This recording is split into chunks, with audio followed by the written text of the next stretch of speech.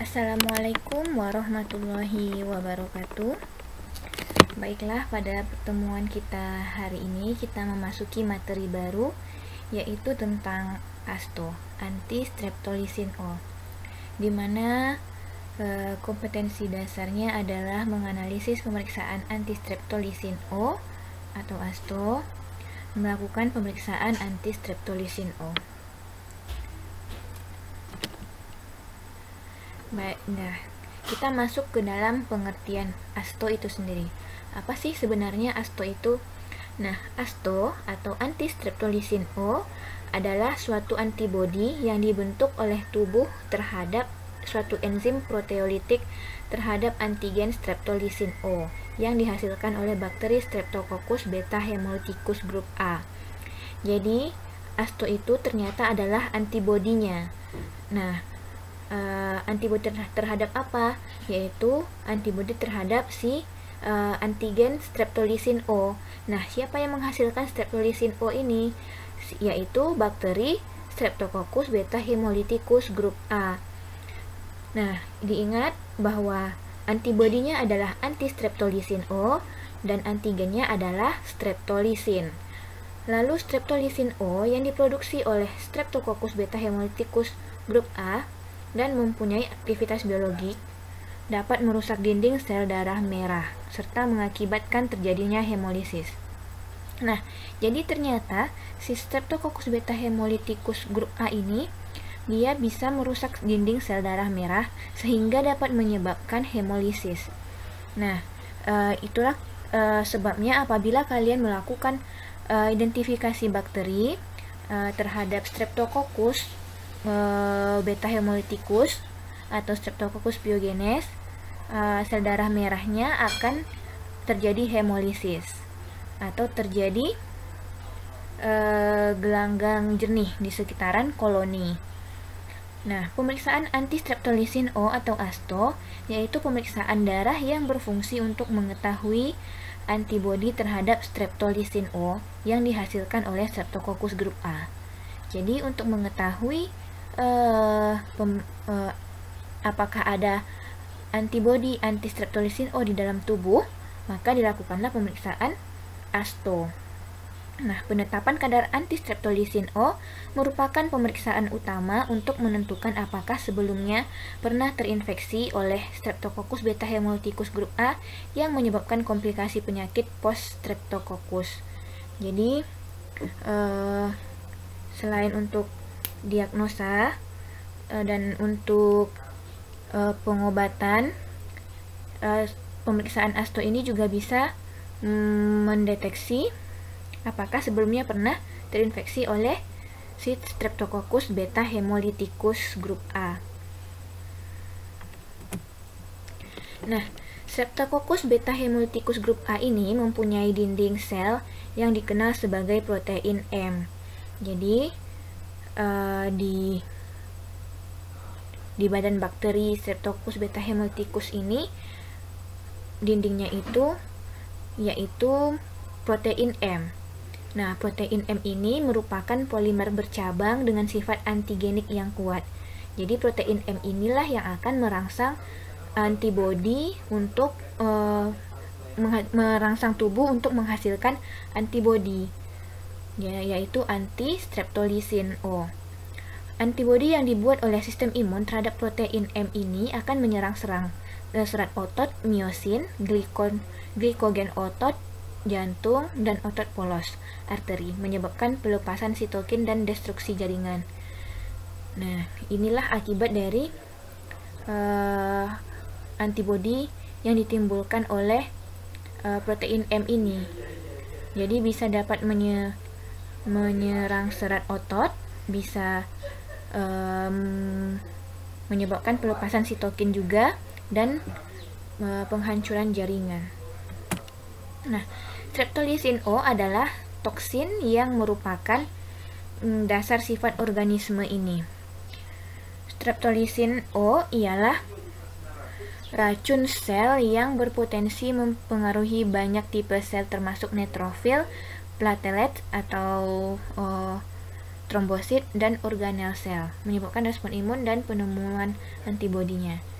Nah, jadi selain merusak sel darah merah, ternyata streptolisin O ini juga sebagai racun terhadap sel neutrofil, lalu juga bisa platelet dan organel sel. Nah, imbasnya itu apa? Maka respon imun ditemukanlah respon imun apa terhadap si streptolisin O ini, dan apa antibodinya terhadap si streptolisin O ini. Maka ditemukan antibodinya bernama anti streptolisin O. Lalu infeksi yang ditimbulkan oleh Streptococcus beta hemolyticus grup A dapat menyebabkan berbagai macam penyakit seperti radang tenggorokan atau tonsilitis, demam rematik, lalu demam rematik jantung, lalu faringitis, impetigo, erysipelas, demam nifas, nekrosis vitis, toxic shock syndrome, dan septikemia. Nah, ini macam-macam penyakit yang dapat ditimbulkan oleh Streptococcus beta hemolyticus. Tapi pada umumnya yang banyak terjadi yang disebabkan oleh si Streptococcus beta hemolyticus ini yaitu radang tenggorokan ini atau tonsilitis atau demam rematik atau rematik jantung.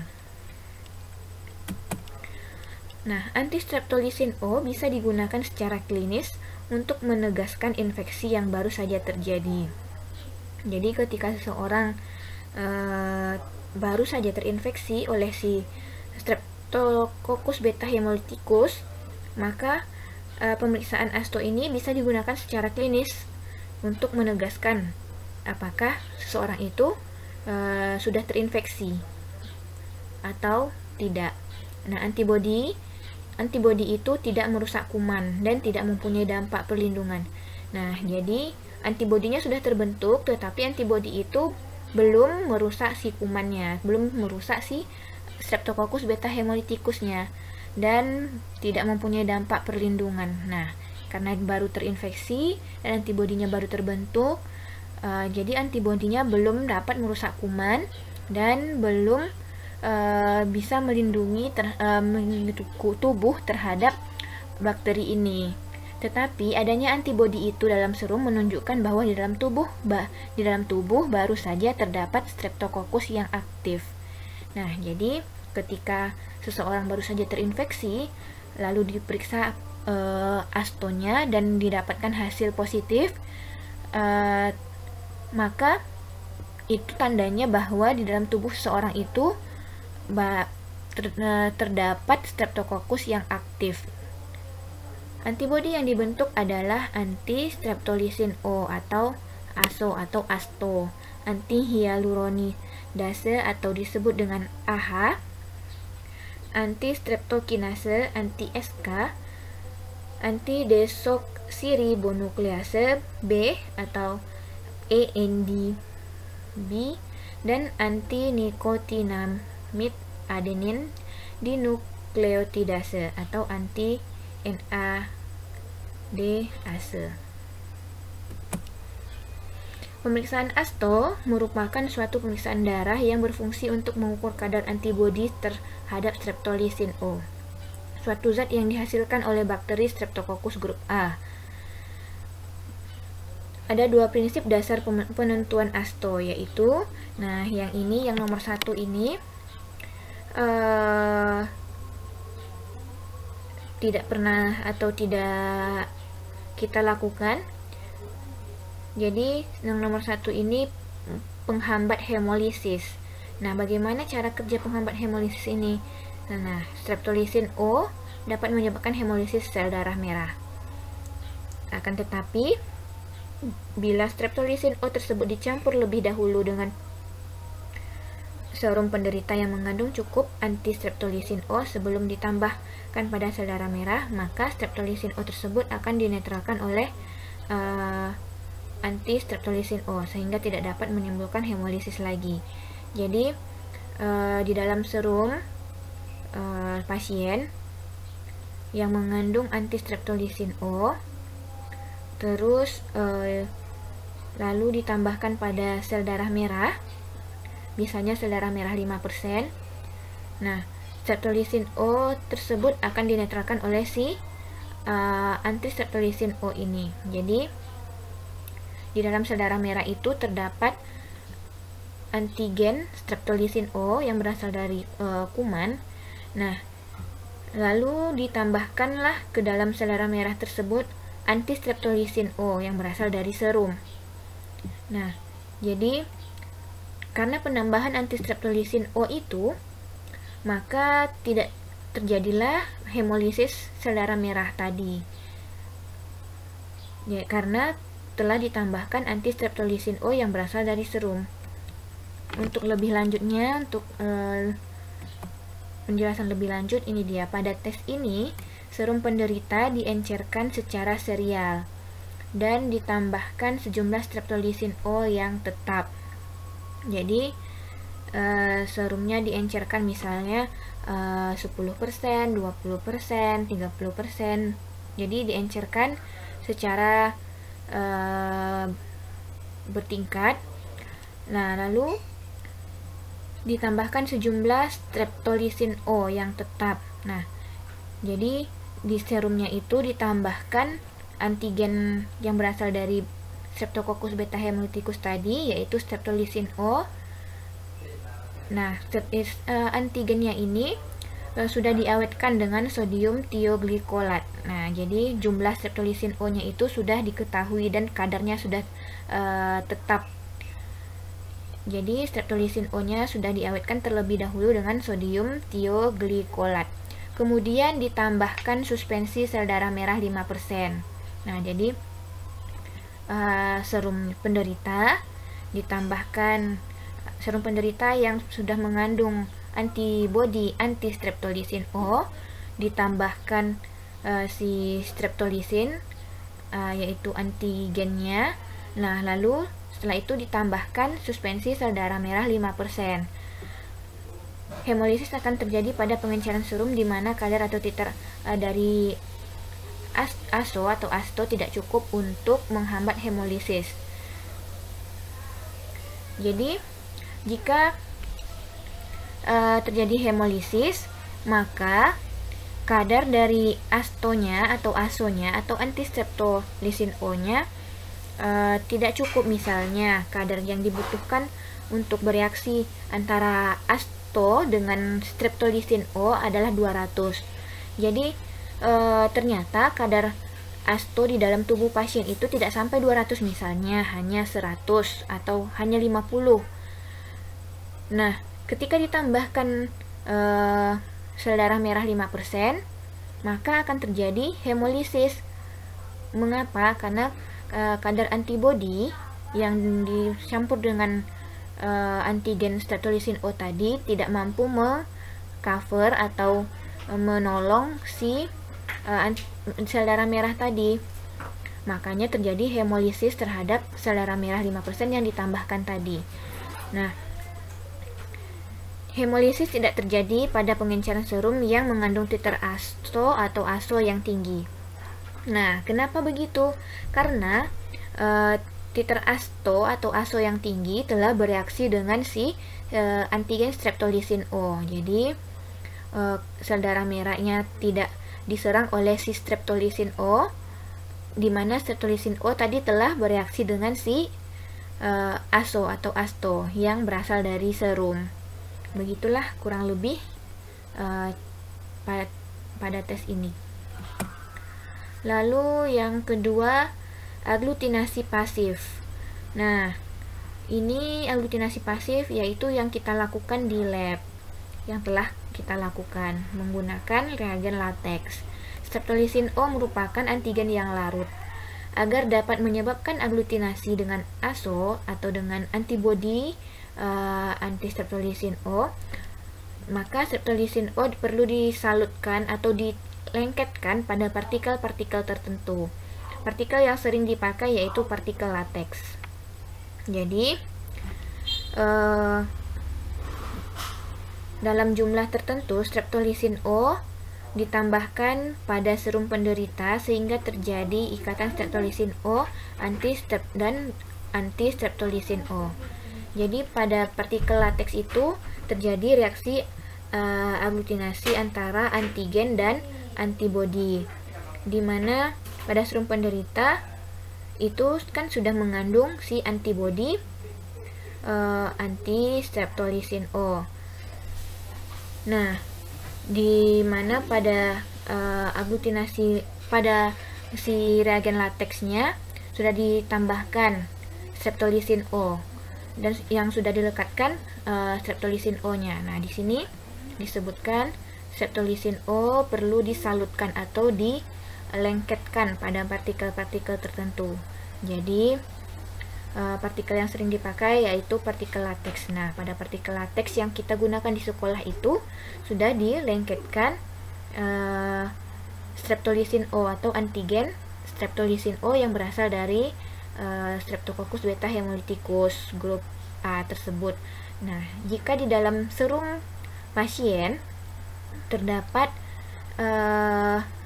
antibodi anti-streptolisin O, maka jika kadarnya cukup, misalnya 200 IU per mili, maka akan terjadi reaksi aglutinasi antara si asto dengan si streptolisin O.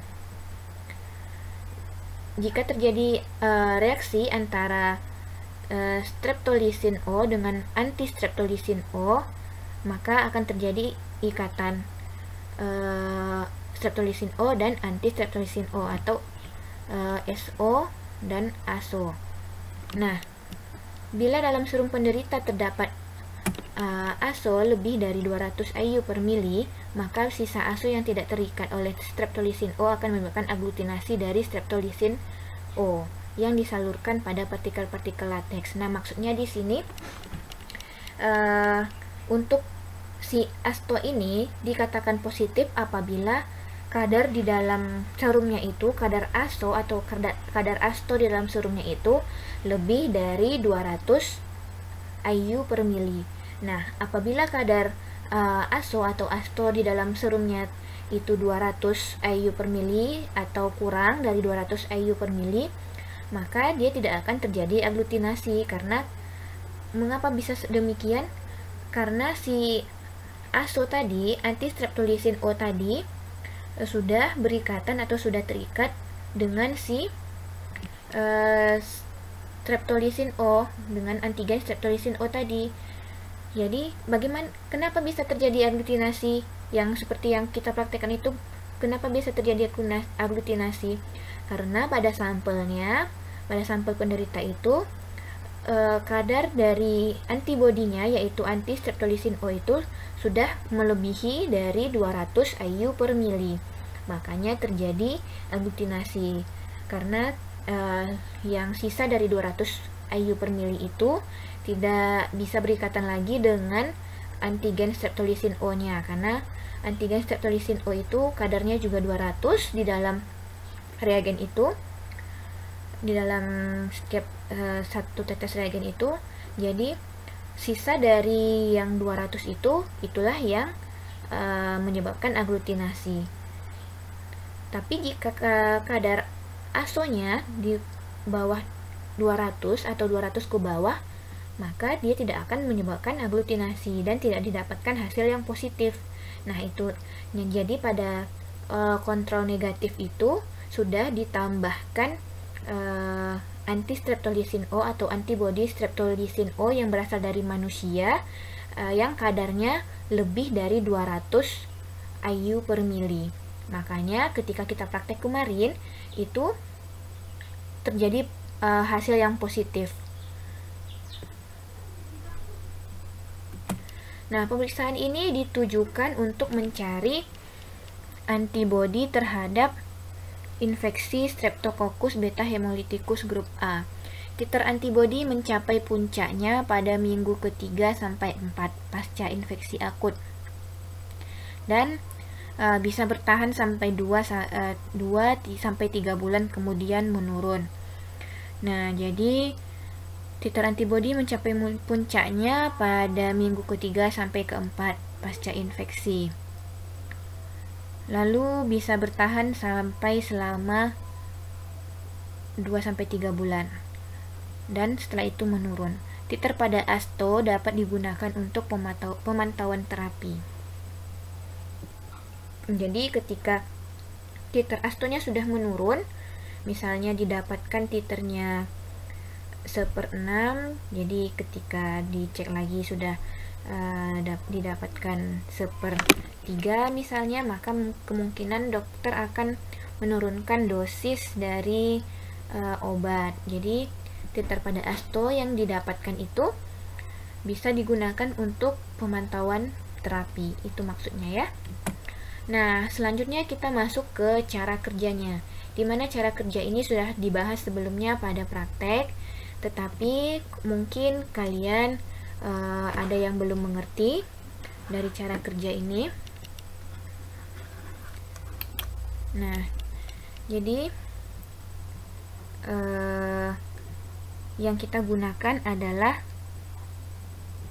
slide berwarna hitam, karena reagen yang kita gunakan adalah latex yang berwarna putih.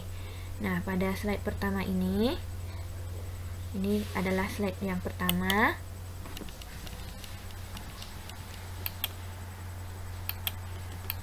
Nah, ini adalah slide yang pertama. Ini adalah slide yang kedua. Ini adalah slide yang ketiga. Ini adalah slide yang keempat. Dimana slide yang pertama ini titernya adalah 1/2. Untuk slide yang kedua adalah 1/3. Untuk yang lingkaran ketiga adalah 1/4, dan lingkaran keempat adalah 1/6. Nah, bagaimana dapatnya titer-titer ini? Nah, kita lihat dulu cara kerjanya bagaimana. Jadi untuk lingkaran pertama ini kita isi, jadi setiap lingkaran itu kita isi salin terlebih dahulu. Jadi untuk pada lingkaran pertama, kedua, dan ketiga kita isi sebanyak 50 UL salin. Jadi kita pipet terlebih dahulu menggunakan mikropipet sebanyak 50 UL salin pada lingkaran pertama, lingkaran kedua, lingkaran ketiga. Lalu pada lingkaran keempat kita pipet 25 UL salin. Nah, jadi pada lingkaran pertama ini kita tambahkan sebanyak 50 UL sampel. Nah, setelah ditambahkan kita mix. Nah, jadi dari lingkaran pertama ini kita pindahkan sebanyak 50 ke lingkaran ketiga. Jadi kita mix lagi. Setelah kita mix, kita buang sebanyak 50. Nah,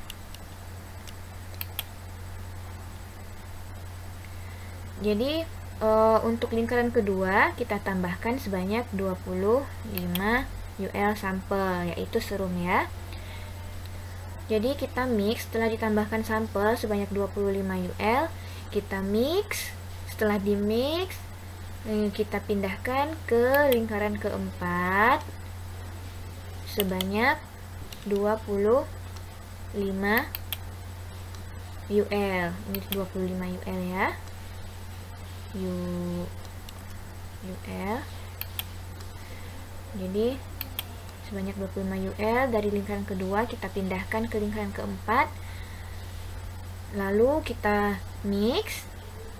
Setelah di mix, lingkaran keempat ini kita tidak buang karena masing-masing lingkaran ini volumenya adalah 50 UL. Jadi setelah di mix, pada masing-masing lingkaran ini, lingkaran pertama, lingkaran kedua, lingkaran ketiga, lingkaran keempat, kita tambahkan masing-masing 1 tetes reagen latex asto. Jadi di sini 1 tetes reagen asto, di sini 1 tetes, di sini 1 tetes, di sini ditambahkan 1 tetes reagen asto.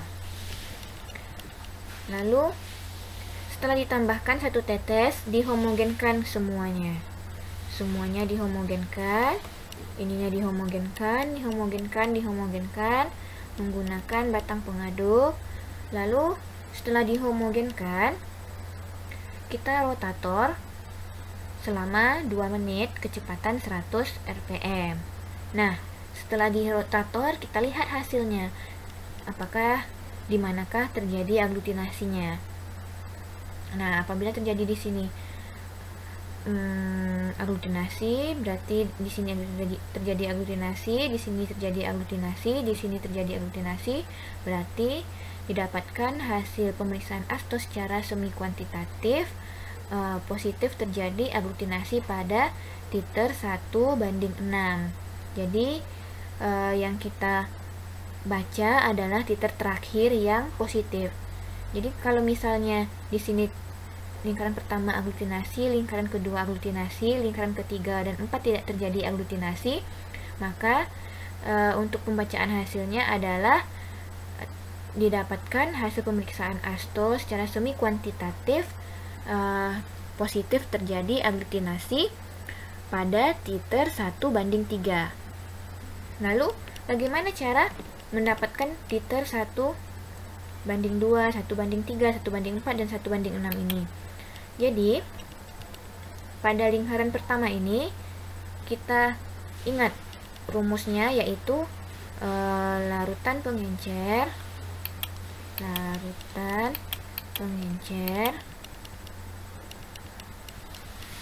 ditambah yang diencer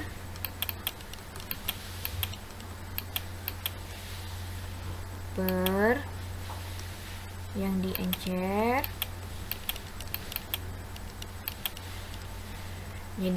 Jadi di sini larutan pengencer yang kita gunakan adalah salin. Nah, berapa banyak salin yang kita gunakan? Yaitu 50. Jadi 50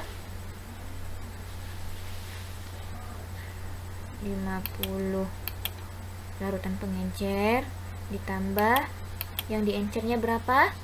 Yang diencernya adalah si sampel ini. Jadi yang diencerkan adalah 50 juga. Jadi yang diencerkan adalah sampel ditambah 50 per yang diencer tadi apa? Yaitu si sampel ya sebanyak 50. Jadi hasilnya 100 dibagi 50. Didapatkanlah hasilnya 2. Nah, di sini kan hasilnya adalah 1:2. Nah, jadi kenapa 1:2? Yang satu ini adalah untuk satu bagian dari reagen lateksnya. Jadi satu bagian untuk reagen, 2-nya ini adalah hasil dari pengenceran kita, makanya 1:2. Lalu ini kenapa 1:3? Nah, kita cari berdasarkan rumus yang di atas ini. Larutan pengencer adalah 50. Lalu yang diencerkan ditambahkan sebanyak 25 tambah 25 per yang diencer. Yang diencer adalah sampel tadi, yaitu 25 sama dengan 75 per 25. Berarti hasilnya 3. Nah, makanya didapatkan 1:3. Ingat, satu ini adalah satu bagian dari si reagen. Lalu yang 1:4 pada lingkaran ketiga ini adalah 1:4. Bagaimana caranya? Nah, sama seperti tadi caranya, larutan pengencer ditambah yang diencer per yang diencer. Nah, larutan pengencernya yaitu salin, jadi sebanyak 50 salin ditambah yang diencer adalah campuran dari lingkaran pertama ini, yaitu 50 per 50 campuran. Berarti hasilnya adalah 100 per 50 sama dengan 2. Nah, 2 ini, 2 yang dari hasil lingkaran ketiga ini dikalikan dengan titer pada lingkaran pertama, yaitu 1:2. Nah, jadi udah dapatkanlah titernya 1:4. Jadi hasil 2 ini dikalikan dengan titer sebelumnya, yaitu 1/2, dapatkanlah 1/4. Lalu yang 6 ini, bagaimana bisa dapat hasil titer 1:6? Nah, rumusnya masih sama, yaitu 25 ditambah 25 per 25 sama dengan 50 per 25 sama dengan 2. Jadi hasil 2 dari sini, dari pengencilan ini, kita kalikan dengan hasil titer dari lingkaran kedua, yaitu 1/3. Jadi didapatkanlah 2 dikali 1/3, maka hasilnya 1/6. Nah, makanya didapatkan hasil titernya 1/6. Ingat, mengapa ini dikalikan dengan lingkaran kedua? Karena lingkaran keempat ini merupakan campuran yang ini dipipet dari lingkaran kedua. Yang ini dikalikan dengan titer sebelumnya, yaitu lingkaran pertama, karena yang dipipet adalah dari lingkaran pertama. Jadi begitulah dapat hasil titernya seperti ini. Oke, sekian untuk materi kita hari ini tentang ASTO. Sampai jumpa insyaallah setelah PTS. Jangan lupa belajar. Terima kasih atas perhatiannya. Assalamualaikum warahmatullahi wabarakatuh.